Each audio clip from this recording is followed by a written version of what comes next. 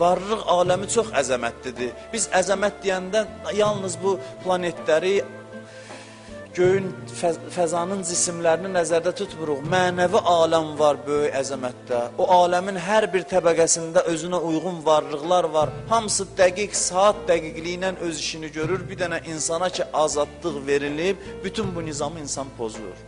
Yeganə aləmdir, insanın yaşadığı aləm ki, orada Allaha üsyan olunur, orada Allaha günah olunur. Və bu böyük cəsarətdir Allaha günah eləmək, böyük cürət tələb eləyir. Odur ki, Allah bilir ki, günah nə qədər pis şeydir, bizi çəkindirir. Bu boyda varlıq aləminin yeganə məxluqu sənsən ki, bütün bu nizamı vurursan bir-birinə. Hamı öz işi ilə məşğuldur. Amma sən böyük cürət eləyirsən ki, Allahın huzurunda günah eləyirsən. Aləmlərin Rəbbinin huzurunda günah eləyirsən.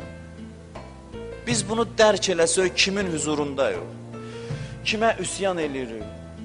Bunu dərk eləsək, onda başa düşərik günah nə qədər pisdir.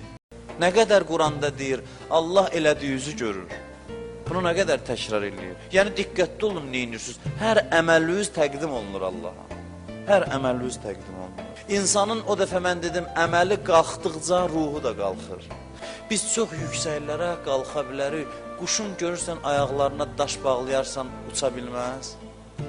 Qanad çalar, yıxılar, qanad çalar, yıxılar. Bizim günahlarımız bizi qoymur, biz yuxarı qalxar. Bir ömür lazımdır ki, insan bu günahlardan azad ola ki, o məqamlara gedib çata bilər.